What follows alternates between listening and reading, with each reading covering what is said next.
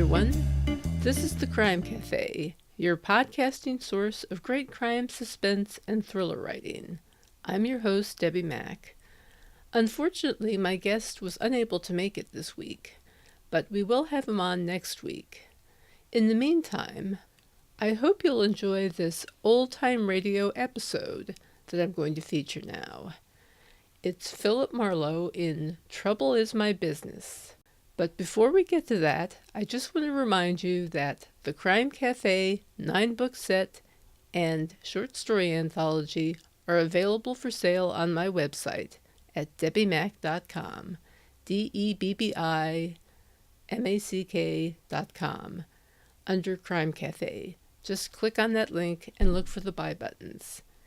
So, having said that, on with the show. Now, the adventures of Phillip Marlowe, starring Van Heflin.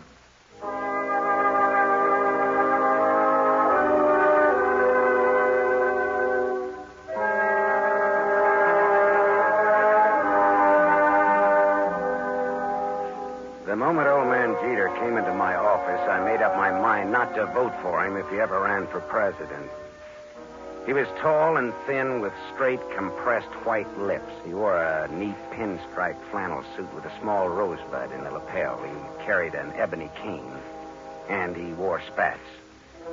He looked a smart 60, and unless his ulcers got nasty, I gave him another 15 years, which was pretty big of me. He sat down, speared me with those barbed gray eyes, and came right down to business. Mr. Phillip Marlowe, I believe. That's right. My name is Wadsworth Jeter. How do you do, Mr. Jeter? You're a private detective? Well, why not? Frankly, sir, I'd expected a Hollywood detective's office to be somewhat more glamorous, or rather more elegant, shall we say? Well, Philo Vance has a branch office here on the 4th floor. If you're shopping around... No. You'll do, I'm sure. Well, my rate is $25 a day, plus expenses. Money is no object. Except when you don't have much of it. That seems to be the motivating philosophy where Miss Harriet Huntress is concerned. Who or whom is Miss Harriet Huntress? A rather standard, rather obvious gold digger who wishes to marry Grover. You want to tell me who Grover is? Grover is my adopted stepson, my late wife's son. Go on. Next year, he will inherit $1 million left him by his mother. Which explains Miss Huntress's interest in Grover. Precisely. Look, Mr. Jeter, am I being hired to smear Miss Harriet Huntress? Not at all. Merely to disillusion Grover about her. Yeah, well, that's the same thing. I think you better find yourself another boy. Wait. There's more. Okay, let's hear it. Do you know a man named Marty Estelle? Sure. He's a big-time gambler out on Sunset Strip. Why? Mr. Estelle claims my son Grover owes him $50,000. Well, then Grover'd better pay up if I know Marty Estelle. But suppose my son doesn't really owe Estelle the money. Does he or doesn't he? Mr. Estelle supplied photostat copies of Grover's notes with Grover's signatures. I thought they might be forged, so without Grover's knowledge, I took them to a handwriting expert named John Arbogast, a sort of detective. No? He's not sure. He wants more time. I'd like you to take over the case. Harriet Huntress and all. Miss Huntress, as you may know, is associated with Mr. Estelle. Well, that's incidental. I'll handle the forgery case and not the slander job. Now, where does this Arbogast have his office? On Sunset near Ivar. Okay, I'll look it up. Miss Huntress? She lives at the El Milano on North Sycamore. All right, I'll look her up, too. Arbogast and Huntress, in the order named.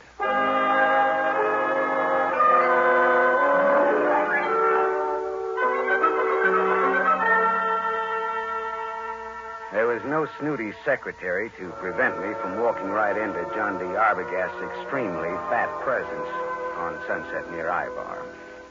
He was an enormously fleshy gent with a thick neck that was in folds like a concertina. He wore a wrinkled dark suit that needed cleaning and some reweaving where it had some small holes in it. Arbogast just sat and stared at me with the whites of his eyes, because those 3 holes that needed reweaving were bullet holes. And John D. Arbogast was dead, very recently dead. I left in a hurry, and as far as I could tell, nobody saw me come, nobody saw me go. My next stop was the Swank El Milano Hotel on North Sycamore. Just a second, mister. Something you want? Yeah. Who are you? I'm the house detective. Well, I'm looking for a Miss Harriet Huntress. Miss Huntress ain't seeing anyone. You can tell her it's Marty Estelle. Are you Marty Estelle? I'm from him. That's different, ain't it? That's none of your business, is it? Well, whatever you're up to, you're not playing it very smooth. Well, some days I feel like playing it smooth, and some days I feel like playing it like a waffle iron. Well, if you must know, I'm one of the boys. Phillip Marlowe, private eye. Here, it's my card. Yeah, well, that's another story. I'll phone up to Miss Huntress. Yeah, say I'm from Marty Estelle, and make it convincing, huh? How much convincing? Oh, well, how much do those cigars you're smoking cost you? $22.50, box of 50. That much convincing. Well, that's cute. You and me are going to get along. I'll phone Miss Huntress, but you go right on up. Room 814. I just know it'll be all right.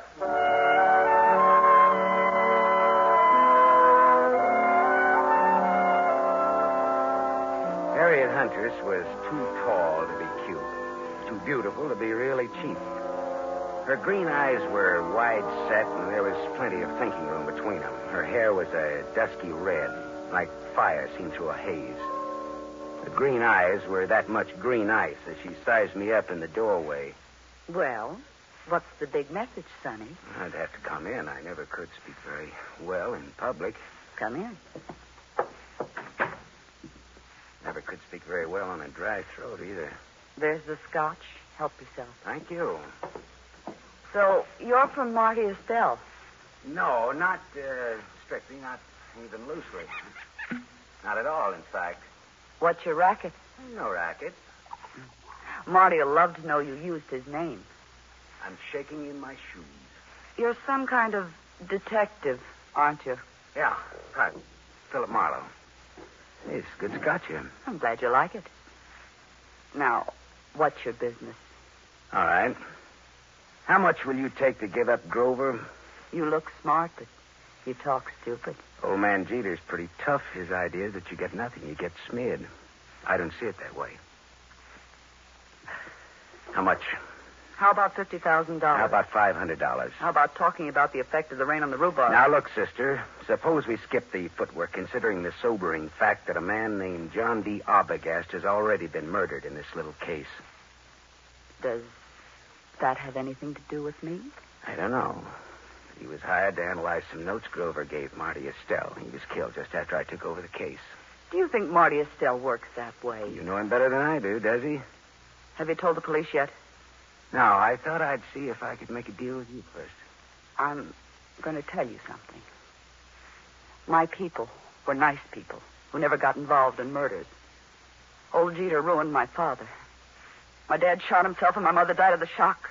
I'm going to fix Jeter for that someday, even if I have to marry his son to do it. Adopted stepson, really. There's no relation at all. It'll hurt Jeter just as hard. And the kid will have $1 million next year. I could do worse, even if he does drink too much. You wouldn't want Grover to hear that now, would you? No? Turn around and have a look, Gumshoe. I turned fast. He stood about 4 feet from me. Big, blonde, powerful. Whiskey in his brain and blood in his eyes. I can say anything I want around Grover. It's all right with him. Isn't it, Grover? That's right, Harry. He's trying to break us up, Grover. What do you think of that? I think maybe I better break him up. That's what I think of that. She laughed, and that made me mad. I turned to glower at her. It was a dirty look. It was the look of the month. That was a mistake. The big guy hit me. I went over sideways. It wasn't a hard punch, but my head hit a desk going down, and the desk got the decision. It gets dark fast in Southern California, but seldom that fast.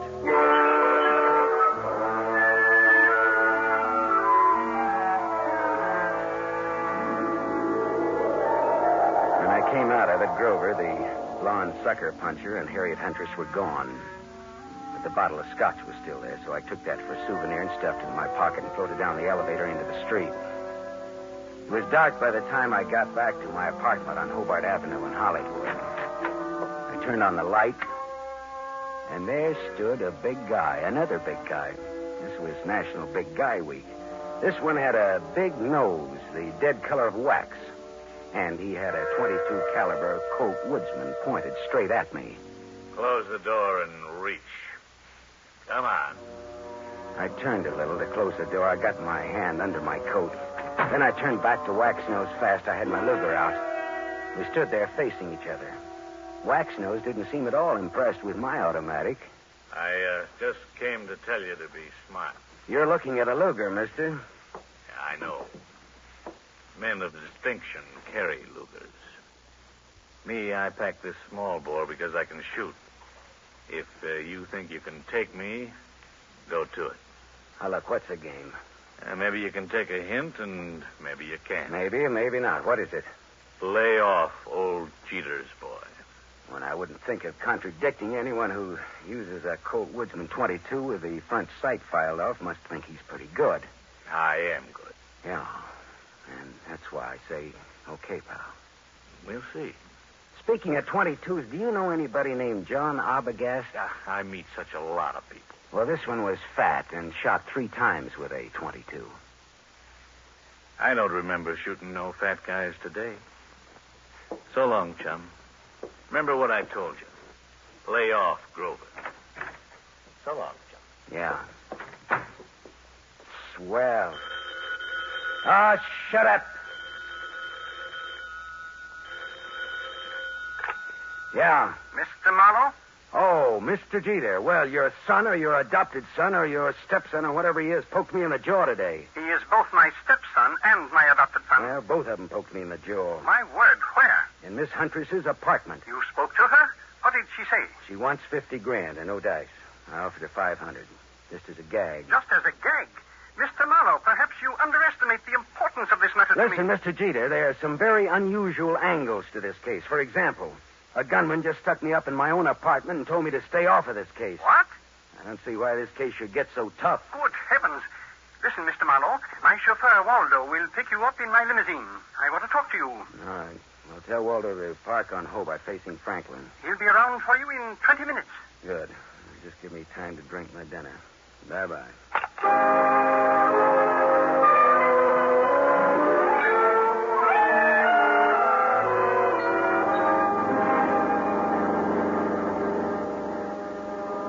I sat next to Waldo, the chauffeur, as he tooled the big Jeter limousine through Hollywood, along the glitter of the Sunset Strip, out past Beverly Hills toward Bel Air. At Cavello Drive, we swung left for a couple of 100 yards, then left again, aiming for a driveway flanked by 12-foot wrought iron gates. Then something happened. Someone was standing in the glare of our headlights. Waldo swore and slammed on the brake shelf. You stupid! Go and get out of the driveway! The man stepped toward us. In the next minute, there was that same Colt 22 staring into my face again. All right, this is a heist. Get out of the car, both of you. Look, Wax-Nose, haven't you had enough fun for one night? Buzz off, bum. Shut up and get out. I'd have to think some more on that, Buster. I'm warning you. I'll let you have it. Don't be a goon. You're going. All right, you asked for it. Hey! Holy. You shot the guy. Yeah. I shot him. It was this. All in fun. Yeah, some fun. It did the work. Jeter's house is right ahead. You sound as if you just shot a nickel in a pinball machine instead of a man. Now listen, turn off those lights and let's get out of here, but fast.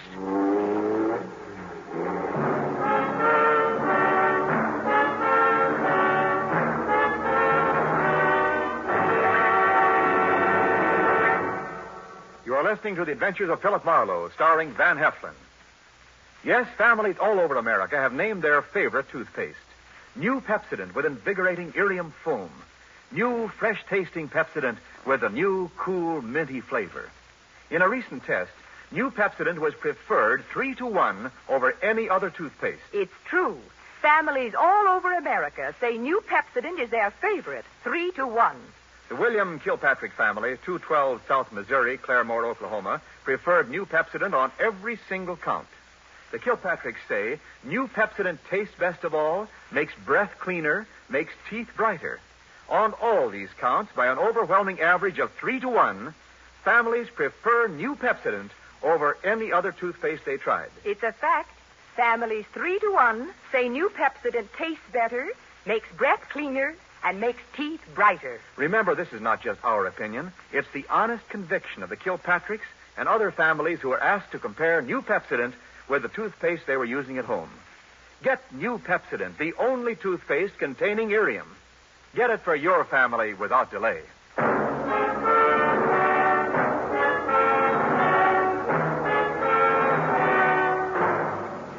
We continue with the adventures of Phillip Marlowe, starring Van Heflin, who appears by arrangement with Metro-Goldwyn-Mayer. Producers of The Romance of Rosie Ridge, starring Van Johnson.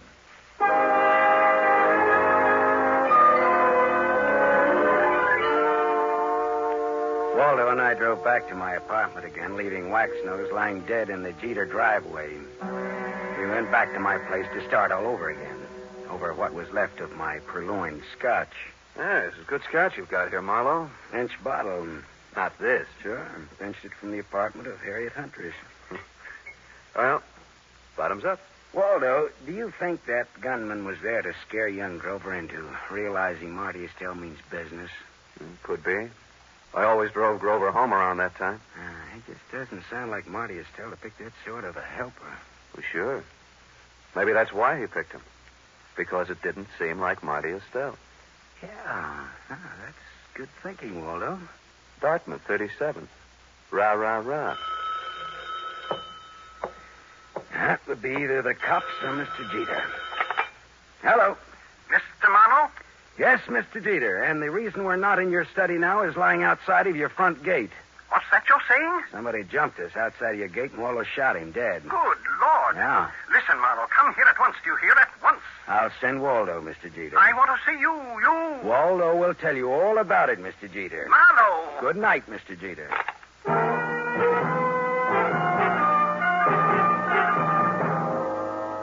After Waldo, the chauffeur, had left, I went back to the El Milano Hotel.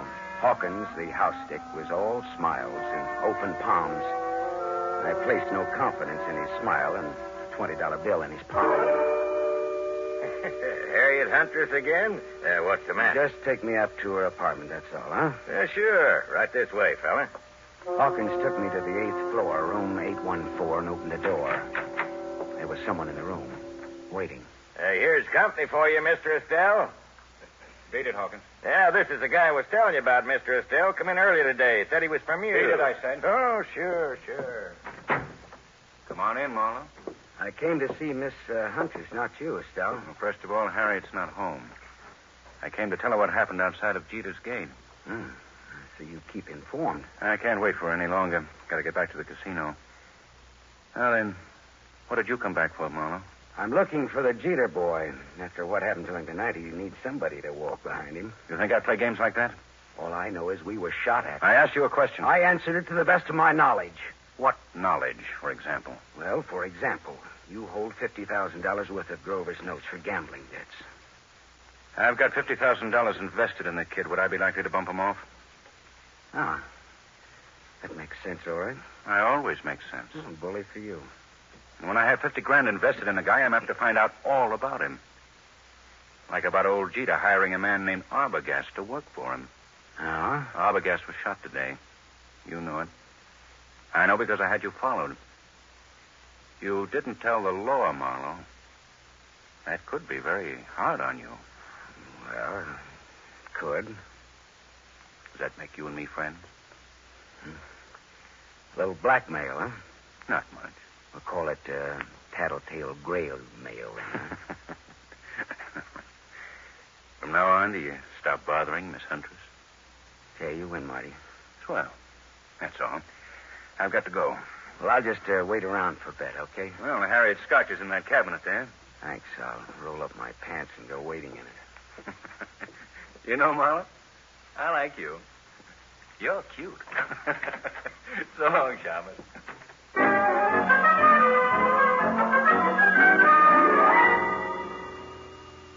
Marty Estelle was right. He wouldn't kill anybody who owed him money and was soon to come into a lot of it. Now I was in bad with the police for not reporting Arbogast's murder. Well, I looked around Harriet's apartment vaguely, walked into the bedroom, and stopped. Because mixed with the fragrance of good perfume and good cosmetics was the plain, ordinary, homespun odor of gunpowder. I walked across the room and yanked open the closet door and stepped back. There, just as big as life, but as dead as they ever come, was young Grover Jeter. And at Grover's feet, among the graceful shoes in Harriet's closet, was a tiny pearl-handled automatic. I felt bad about that, because I guessed that the dainty holes, the bullets from that dainty gun, would fit the 2 dainty holes over Grover's heart. I put the neat little pistol in my pocket. I thought old man Jeter ought to know about his son, I thought.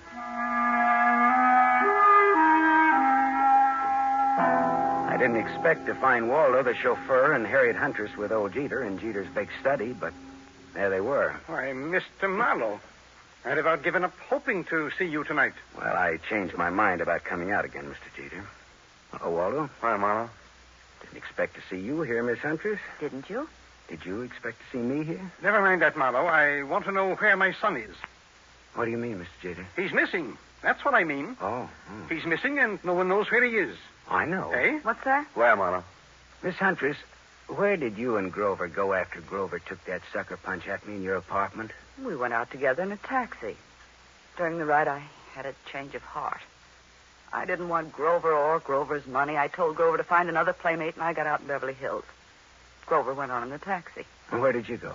Back to my apartment. Later, I got out my car to come down here and tell Mr. Jeter I decided to forget the whole thing. And for him to call off his dime novel, Sleuth. A dime will no longer buy a novel of any description, but that is beside the point. You said you knew where Grover is. That's not beside the point, is it, Mr. Marlowe? He's back in Harriet's apartment. Well, I didn't let him in. How on earth could he be? Hawkins, your house detective, let him in. The last I saw of Grover, he was dead. Oh, what? What's that? Dead. Dead, shot with a small caliber gun. I can't believe it. I can't. Grover dead? Miss Huntress, this .25 caliber pistol was on the floor at Grover's feet. Here, take it. Look it over, will you? It's mine. You murderess. I'm not. You cold-blooded murderess. Oh, stop that! Stop it, both of you. It could have been suicide. Suicide? Well, yes, that's a possibility, of course. I see you like that idea, Jeter. But it wasn't suicide. Then she did it.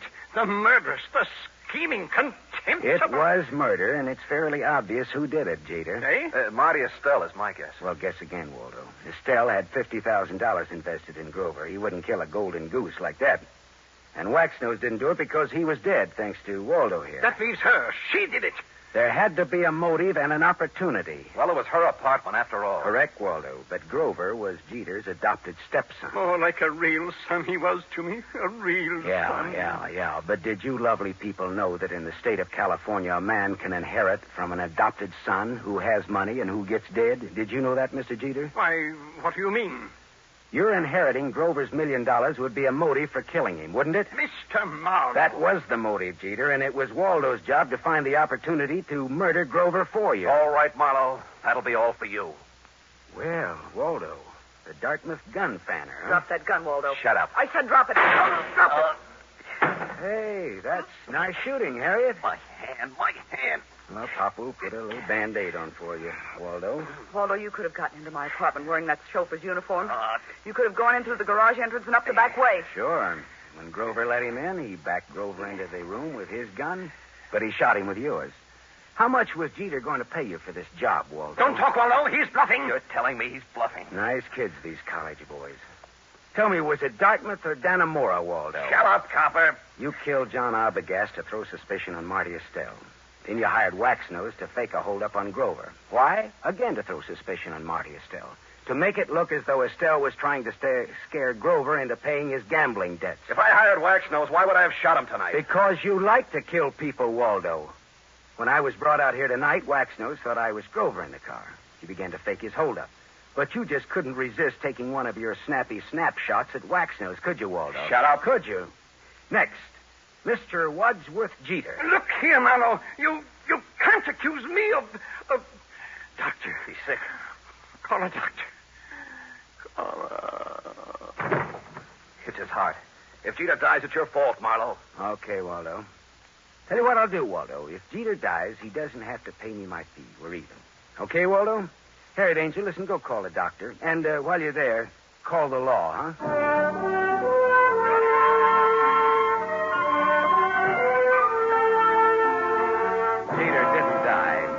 heart was as good as mine, if you want to make anything out of that.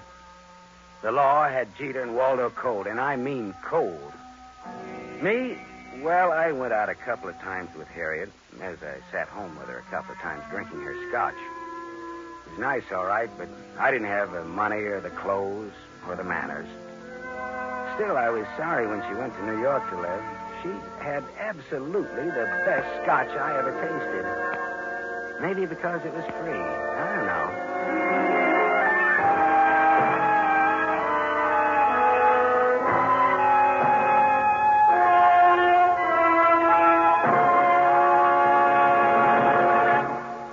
You have just heard Van Heflin, starring in the mystery series Raymond Chandler's The Adventures of Philip Marlowe, brought to you by the Lever Brothers Company, makers of Pepsodent. This is Wendell Niles inviting you to listen again next week at this same time to another exciting mystery on the adventures of Philip Marlowe, starring Van Heflin with a distinguished cast.